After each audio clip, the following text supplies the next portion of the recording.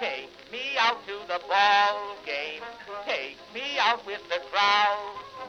Buy me some peanuts and cracker jack. I don't care if I never get back. Let me root for the home team. If they don't win, it's a shame. For it's 1, 2, 3 strikes, you're out at the old ball game.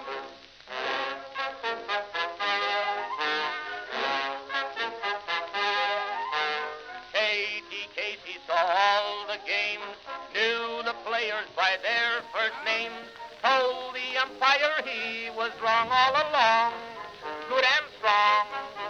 When the score was just 2-2, Casey knew what to do, just to cheer up the boys she knew. She made the gang sing this song.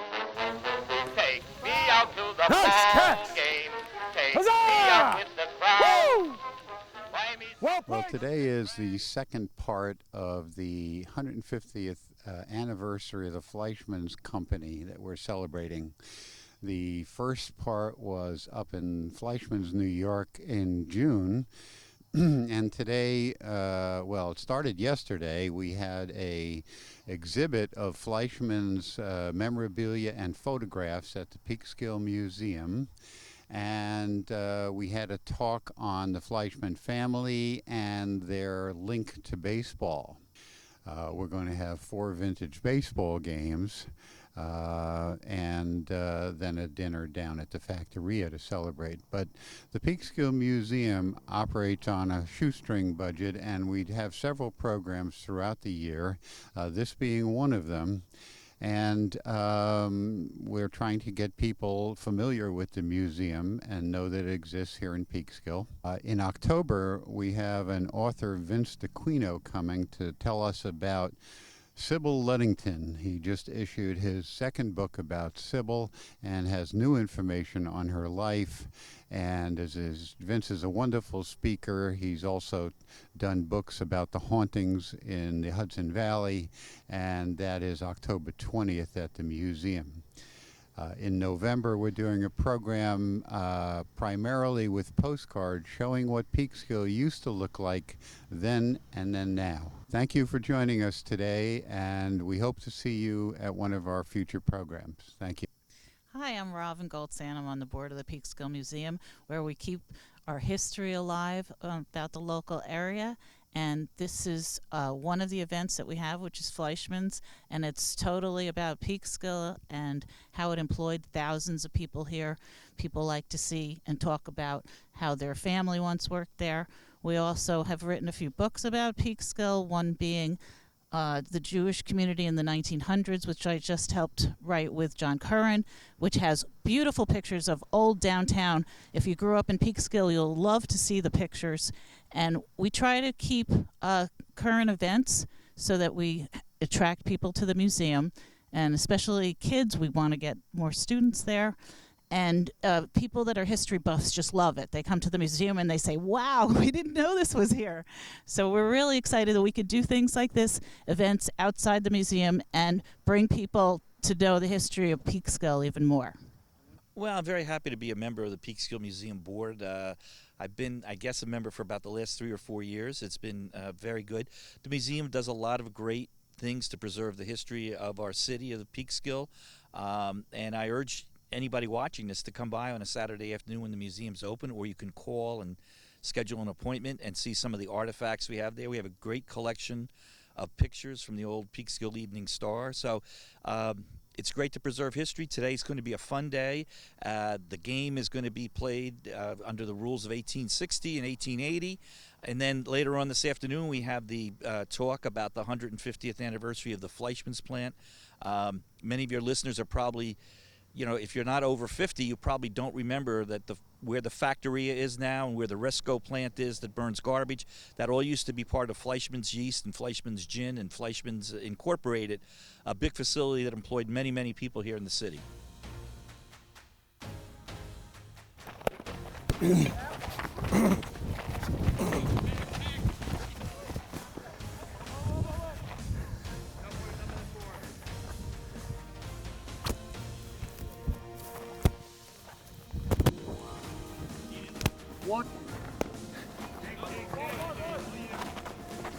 Out at first base.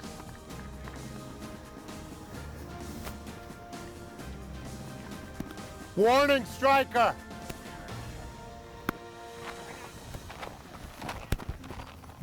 Out.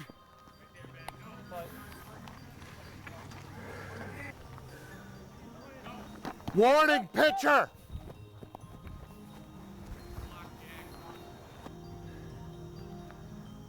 Ball. All runners advance.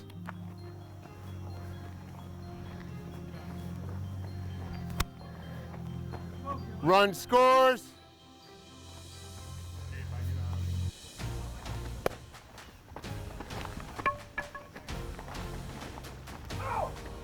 Out.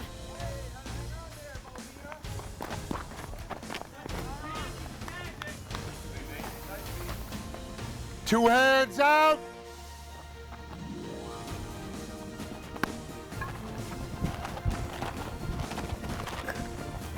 Out at first. 3 runs tallied.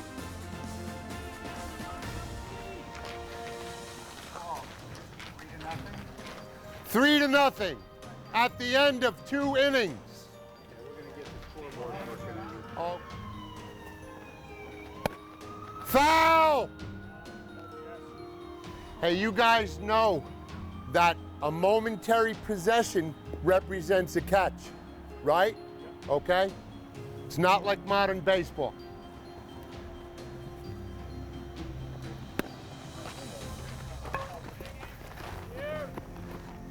Out!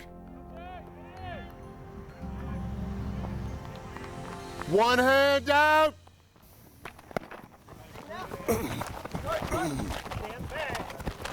Out at first.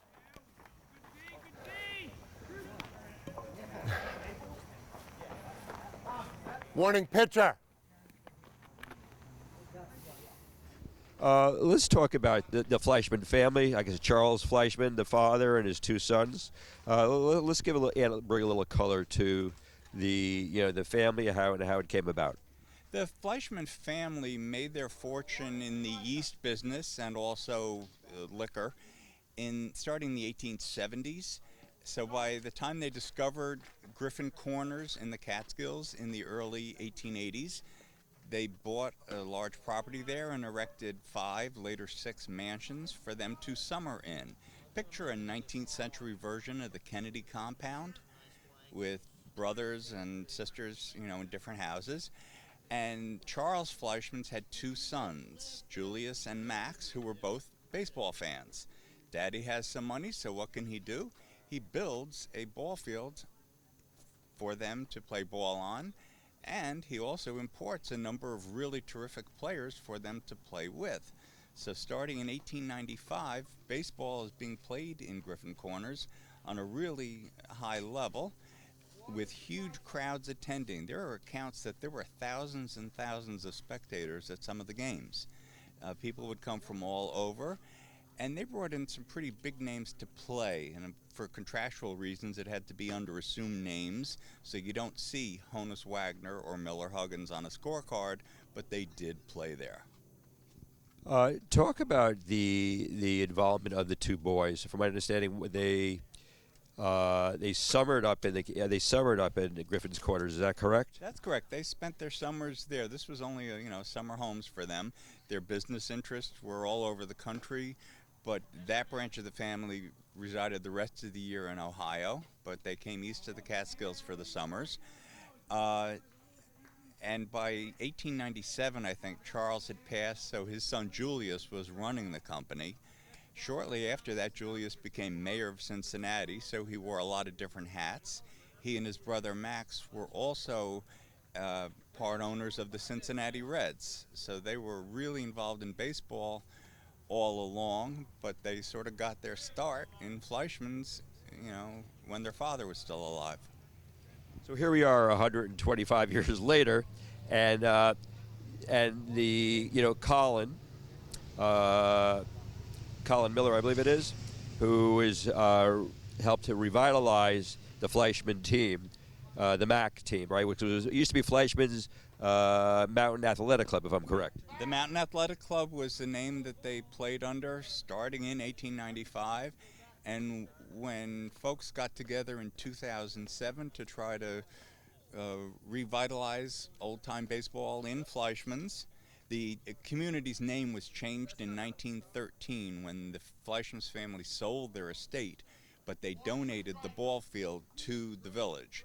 And to thank them for that very generous gift, the village renamed itself as the Incorporated Village of Fleischmann's. So in 2007, folks tried to get the Mountain Athletic Club going again, and we've been playing vintage baseball there ever since. So talk a little bit about that. Talk about the, you probably travel with the team from place to place. What kind of a schedule do you keep right now? It's a pretty hectic schedule because there are a number of teams all over the Northeast that are trying to revitalize vintage baseball. And so games have been played pretty far afield, but a lot in New York State. I mean, obviously, the more local and the less travel involved, the better. So an event like this, where a number of teams get together to play a series of games, is terrific.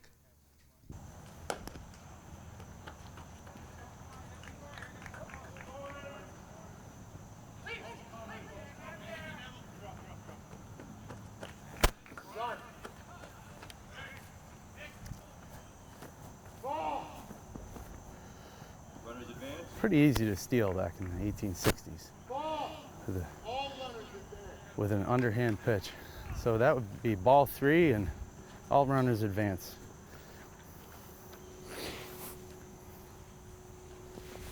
Playing second base, at the bat, Mr. Hobbs.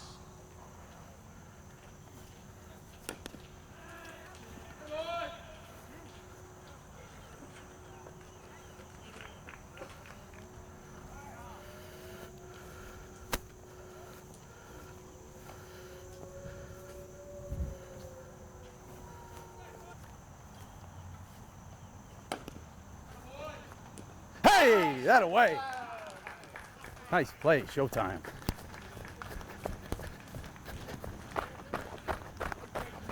Nice grab. Nice piece. Change your field. At the end of 2.5 innings, we have the Mountain Athletic He scored 2 on the double and they walked 1 in. Or they had a single where they scored 2.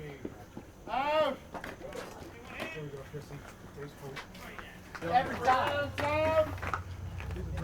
He might have bad strength.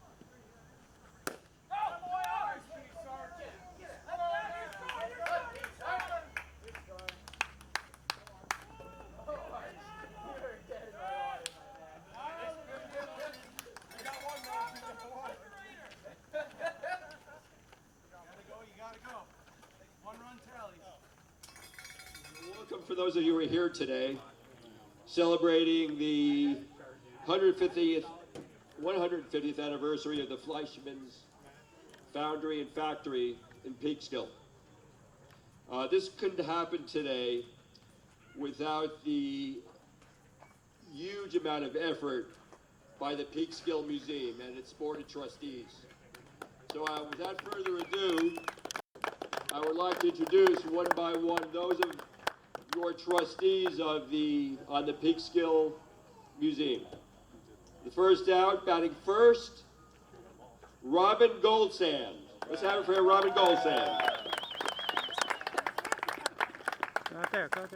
Batting second, playing shortstop, we got Lori Ruff Sheehy. Playing shortstop. Our third baseman and batting third, George Oros. Let's hear it for George Oros. George is sitting in the shade. Okay, our cleanup hitter today, and one of the more knowledgeable historians that I've met, and I'll have an opportunity to sit down with him later today to interview him, is Mr. Kirk Moldoff. You'll see Kirk there with the camera, waving to the crowd. Batting fifth, playing left field, Miss Lindsay Fitzgerald. Let's hear it for Lindsay Fitzgerald. Oh, I was told she's on a boat. Well, the Blues are running, so hopefully she'll have a good day. And batting sixth and pitching today, Mr. John Curran. Here goes Mr. Curran. So, what you've noticed and what you're here for today, like again, is to honor the presence of, for 150 years or so, of Fleischmann's factory. The largest employer of those who lived in and around Peekskill. And we've got many testimonies, and there'll be those today who I'd love to speak with. If anybody here is from the Fleischmann, who work for Fleischmann's at the factory, please see me afterwards. And I'd love to sit down with you and get some more color and texture on what it was to have such presence of the Fleischmann factory here in this lovely Hudson River community of Peekskill. Now, today's events are played under the rules of 1864 through the rules of 1895. As I previously said, today's events couldn't have been had with the very, very hard work done by the Peekskill Museum. And today's events are also sponsored by A.B. Maury, I should say, my apologies, the Sazerac Company, Entergy Corporation, the Rotary Club of Peekskill, and the Hudson Hospitality Group. Now, let's bring out who will be singing today's national anthem. You might know him from Goodfellas. Possibly you might know him from Spider-Man 2, Law and Order, or even The Sopranos. So singing today's national anthem, Peekskill's own, let's give it up for Doug Ferroni. Ladies and gentlemen, I'd like you all please to stand for our national anthem. I will hand this mic over to Mr. Ferroni, and Doug, take it away. Oh, say, can you see by the dawn's early light what so proudly we hailed at the twilight's last gleaming, whose broad stripes and bright stars through the perilous fight o'er the ramparts we watched were so gallantly streaming, and the rockets' red glare, the bombs bursting in air, gave proof through the night that our flag was still there.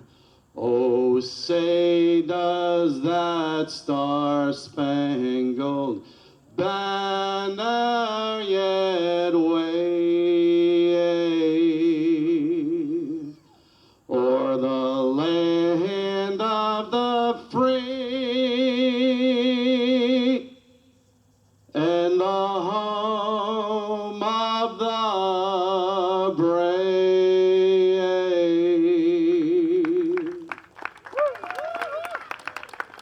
Let's give it up for Doug.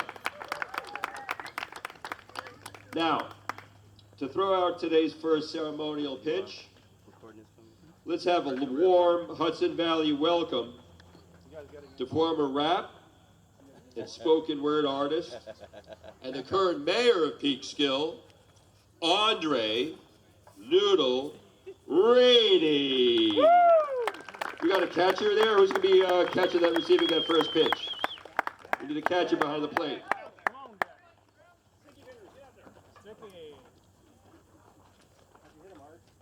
Okay, the first pitch. You can throw it from here. He's going to try this one. Okay. Yes, there is.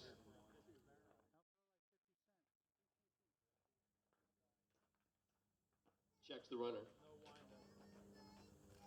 Hey! Whoa! Nice throw. Now, this is quite significant. Thank you, Mayor. Really, thank you very much. Now, but wait, hold on. Before you throw it out, gotta get some props here. Now, the gentleman who's standing on the mound, who's worked tirelessly for many, many, many months to help organize this celebratory weekend in Peekskill, which is built around the Fleischmann Foundry.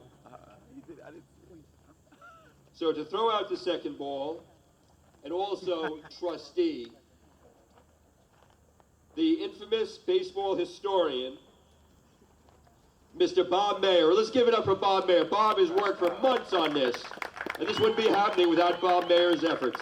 And the pitch. Whoa! There we go. Rush back. Bob, thank you. We have one more gentleman who's here today, who's kept a history of Fleischmann's Mountain Athletic Club, and he is the true historian, is Mr. John Duda. Is John here? Let's give a round of applause for John Duda. Now, while I mention this, it's also important to know that not only is there food and refreshment available for those on this rather kind of steamy first day of fall, or second day of fall day, but there are also donations that can be made, and both for the MAC. Behind the plate, John Duda will be manning a booth back there, and there is another booth that will be manned with historical books and knowledge in regards to this wonderful city of Peekskill, which is totally reviving itself once again. And my name is Eric Newland. I'd like to thank you very much for this opportunity to be here today. And let's play ball! Yeah.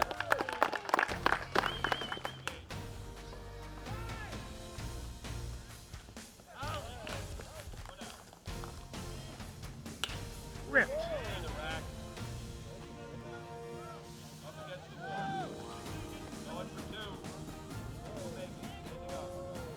Oh.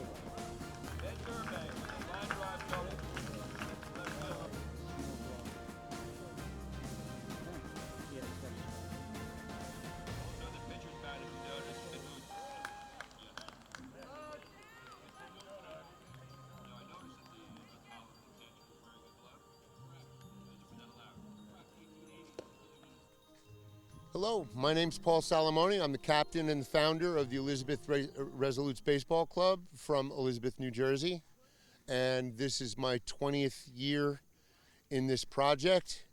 The Elizabeth Resolutes were the first club in the state of New Jersey to be in the 19th century baseball project. And we recreated an actual club that played during the late 1860s and into the 1870s in Elizabeth, New Jersey. So the Resolutes are a historically factual club. Talk to me a little bit. I noticed that you're on the field, and today you'll be umpiring all 4 of the games today. Right. Talk about some of the terminology. You talk about because there's a progression that goes on between each game in terms of the rules. But some of the terminology clearly is pretty consistent, throughout. So, take me through a little bit of that, where the pitcher's mound was for the early games, and how the calls are made. The balls were thrown underhand initially. Right. Okay. So, baseball is originally underhand pitching, first of all, and the pitcher's position is 45 feet from home base. Okay, the front line of the pitcher's position is 45 feet from home base. The rear line is 48 feet, or 1 yard deeper than the front line. Okay, the lines themselves are 12 feet long. They are parallel to the line which would be from first to third base. Okay, if that imaginary line. Okay, so there is no pitcher's mound. Okay, there is pitcher's position, because pitching was done from a flat surface until the 20th century. Okay, all through the 1890s, you're still pitching from a flat surface. Okay. And you're allowed one step.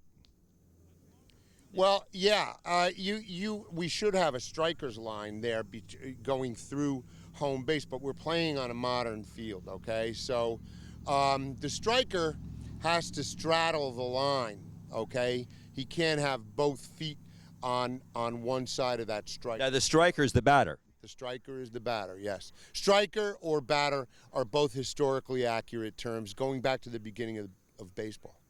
Now you were calling initially from my reading and my little bit of research, the game was initially made for A, entertainment, and B, that it was favorable for the hitter, that the hitter was able to basically say where he wanted the ball pitched. Would that be correct? You're kind of mixing by metaphors, mixing and matching here a little bit. Okay. All right, so the original inspiration for the game was exercise, club exercise.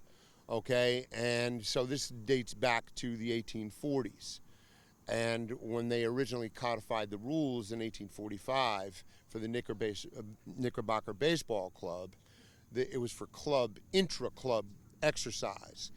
And it took a few years, but more baseball clubs formed, and then they started having competitions between clubs. And it didn't take very long for that to happen. I mean, in 1846, the first recorded quote-unquote modern baseball game in Hoboken was between the Knickerbockers and the quote-unquote New York Baseball Club.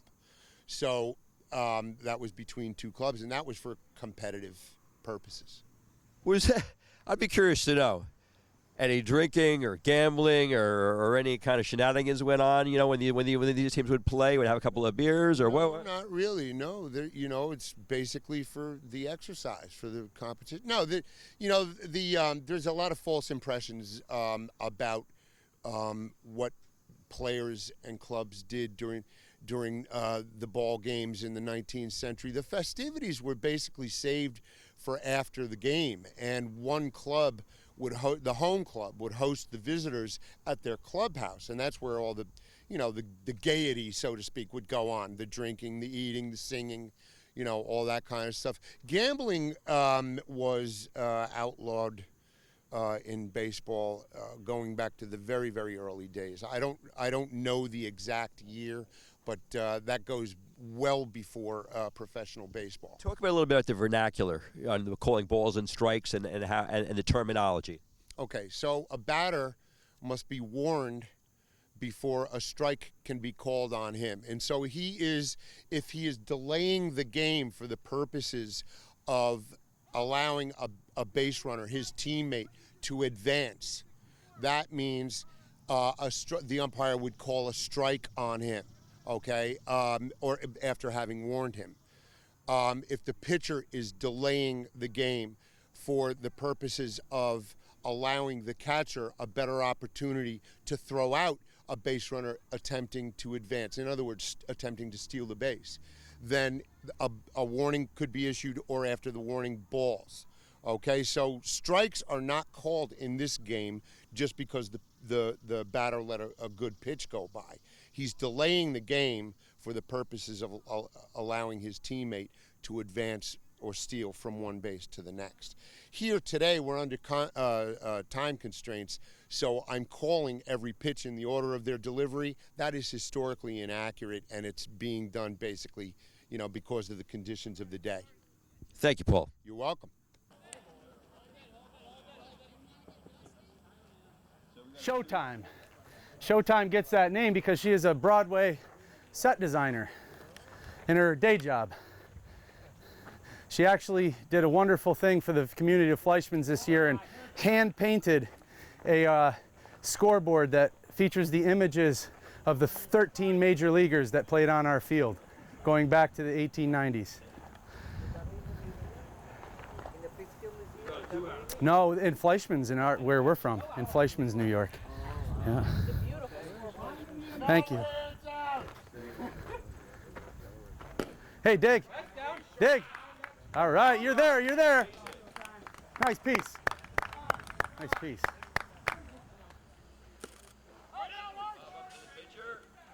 Oh.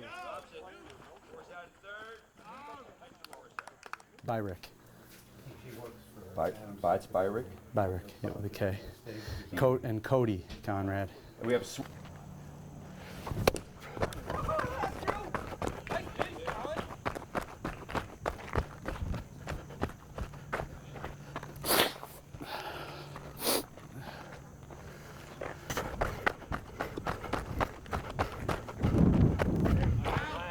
Whew. Are you kidding me? Up, 3 cheers for Mountain Athletic Club. Hip, hip. Hip, hip. Hip, hip. Thank you, Brad. On behalf of the Ghost of Julius Fleischman's and its 150th anniversary of the Fleischman's Yeast Company, I want to thank everybody for coming out to this wonderful event, especially our esteemed opponents, the Connecticut Bulldogs, a throwback from the Yale College teams of the 1880s. We're on deck here for a couple of more games. Next being the 1886 Oneyville Cadets facing the Bovina Dairyman, which you saw this morning, followed by an 1895 match of the Mountain Athletic Club against the Oneyville Cadets. I want to really thank our hosts today, the Peekskill Museum and the Board of Trustees. I think they deserve a big round of applause. I could think of nothing I'd rather be doing on the last day of summer than playing baseball in 90-degree heat. 3 cheers for the Bulldogs. Hip, hip, hurrah! Hip, hip, hurrah! Hip, hip, hurrah! Well played. Thank you, guys. Well played. Thanks, guys. Well played. Thanks, guys. Thanks. Thanks, there. Well played, guys. All right. Stand by. I'll count you down. 3, 2. I'm with Colin Stumpy Miller, who is the manager captain of the Mountain Athletic Club, which was originally known around 1895, I'm correct, of the Fleischman's Mountain Athletic Club. And that's one of the reasons we're here today, is to celebrate the 150th anniversary of Fleischman's in Peekskill, which was also, by the way, the largest employer and the largest yeast factory in the world was right here in Peekskill.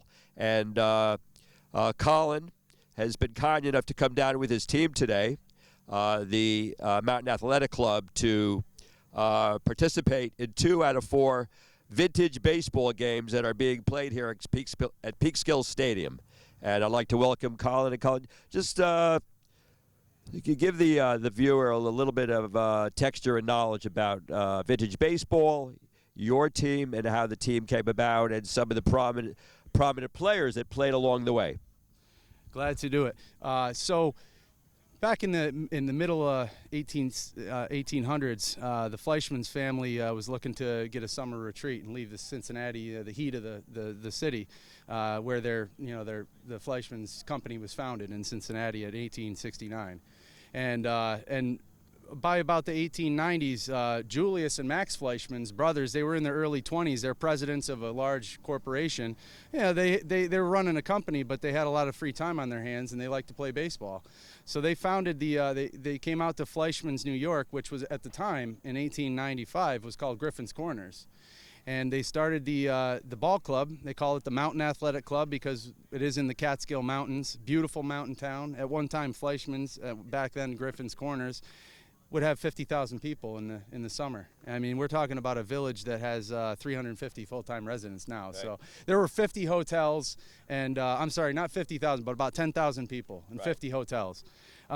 So what was interesting about the Mountain Athletic Club is they started to stack it with their talent, because they would get this crop of talent from Cincinnati and even some folks that were collegiate players. And much like you'd see in a semi-pro club today, they would play barnstorming teams rolling through the mountains on the trains. They would travel, and actually Peekskill resident Bob Mayer does a tremendous amount, and I really owe all my knowledge of the Mountain Athletic Club to 2 people: John Thorne, the official historian of Major League Baseball, and Bob Mayer, who both did a tremendous amount of research on our club. You mentioned maybe some of the history of MAC. So we still play on the same field, the MAC grounds at Fleischman's Park, and back then it was called the Athletic Grounds, and so at that time they stocked it with talent, and looking back, we now know that there was at least, we figure, 13 major leaguers that were either up and comers or they had played in the majors and came back and played semi-pro ball at the end of their career. Most notably Honus Wagner, which everybody knows. Honus Wagner, one of the most household names in baseball, right up there with Babe Ruth and Ty Cobb, and member of the first class of the Hall of Fame. And the other Hall of Famer Miller Huggins. And what's interesting about Miller Huggins is he actually played for the Mountain Athletic Club under a pseudonym because he was afraid he would lose his scholarship because he was a college player at the time, and the Fleischmans were paying him to play. Right. So he played under the name Proctor, and we have a scorecard to prove that. But yeah, in 1900 they went 56-4. I mean, they beat the Cincinnati Reds in League Park in Cincinnati. So tremendous rich story there. And so in 2007 there was vintage baseball happening in Delaware County, and the Roxbury Nine were pioneers for our region in the Catskills, and they started it, and they started to invite a lot of teams. And vintage baseball is really like a subculture. It's a baseball subculture. I don't want to say fraternity because we are co-ed. You know, as you see today, we have our second baseman Showtime. Yeah, of course. But you know, we really are a wonderful baseball subculture. We're part of the Vintage Baseball Association, which is a national group of teams from all over the country, playing by various eras, going from 1857 to right up until the 1890s. And you know, all modern ball is basically leaves when you take the field. We play with different uniforms. We play with no helmets. We have mostly, if we're playing 1860s, we have no gloves. We have a lemon peel ball when we're playing 1860s, and you know, just a tremendous amount of differences. And I've learned a tremendous amount in my 14 years playing vintage baseball. So you're playing in 2 games today. Your team is playing Correct. in 2 games today. You were victorious in the first game today with the Connecticut Bulldogs. Your opponent in the second game is going to be? The Oneyville Temperance Cadets. They're from a neighborhood in Rhode Island, in Providence. So, and also what's going to change also, Colin, are some of the rules. So for example, in the first couple of games that we saw earlier today, when the runner runs down to first base, he cannot overrun the base, Correct. if I'm correct. If the ball was hit in the air and it was in foul territory and you were able to get it on one bounce, that was considered an out. Yes, in 65. Yep, in 1865. So what are some going to be more of the larger changes, which also became part of really the core of baseball today, as we sit here and talk about Major League Correct. Baseball. Yeah. So there's a lot of these rules that were instituted in the 1880s and forward really stuck and are there today. So what are some of the subtle changes that the viewers going to be able to see today between the 1865 game that you just participated in and the game that we're playing in 1894? Well, we're playing 1886 next, 1886. And then we'll finish it off with 1895, which is the era for us. So let's talk about some of those differences that the viewers going to see. So it's important to note, in 1862, the National Association of Baseball Clubs had a convention, and they decided on things like 9 innings. 90 feet on the base paths. The shortstop position was instituted, and this was all when Doc Adams was president of that group. And Doc Adams, we're trying to get to be acknowledged as getting in the Hall of Fame and get his rightful place as one of the founding fathers of baseball. But as you move from the 1860s into modern ball, things like the pitchers. There was no mound. It's important to note that there was no mound in the 19th century. So you move to the pitchers. It was a pitcher's box. So and it's going to move back. And so as we move from the 1864 to 65, it didn't change. But then when we go from 1865 to 1886 today, you'll see it move back to 50 feet 5 inches. So today, and then in 1895, you move back to where it is today, 60 feet 6 inches, and the pitcher's plate is actually expanded from a 12 by 4 slab to a 24 by 6. I believe that right. Now, were there gloves? Yeah. So in the gloves started coming around in the 1880s, and so we start to see different moderations of gloves. But back in the 60s, they weren't using them. It was all barehanded baseball. Right. Okay. So there you got it. There you have it. We're going to proceed to games 3 and 4. Colin will be joining me up in the press box between games, and then he'll be participating in game number 4, I believe that it is today. And also, I'd just like to wrap that the teams that are participating in today's tournament or vintage series of baseball. I've traveled as far away as 2.5 hours to get here for today. Yeah, great. Yeah, the way this whole thing started was trying to find a place where our clubs could play that was equidistant from Rhode Island and Connecticut and the Catskills. And Peekskill happened to be 2 hours. I called my friend Bob, and he said, yeah, well, let's see if we can do it at Peekskill Stadium. So here we are, and we've turned it into much more than just a baseball game. Obviously, a celebration of the 150th year of Fleischmann's. And thank you again. And that's it for the minute.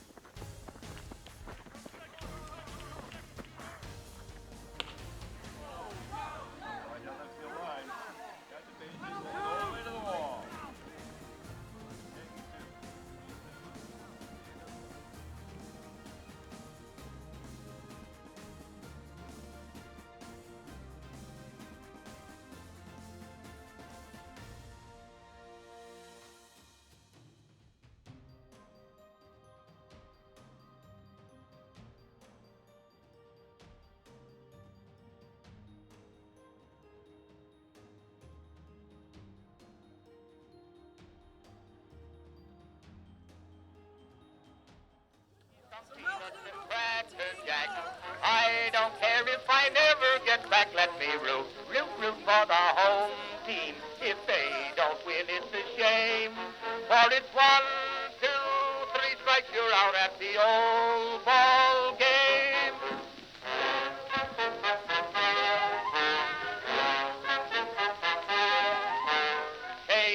Casey saw all the games, knew the players by their first names, told the umpire he was wrong all along, good and strong. When the score was just 2-2, Casey knew what to do, just to cheer up the boys he knew. She made the gang sing this song. Take me out to the ball game, take me out with the crowd. Buy me some peanuts and Cracker Jack. I don't care if I never get back. Let me root for the out on the bound. If they don't win, it's a shame. For it's 1, 2, Nice catch. 3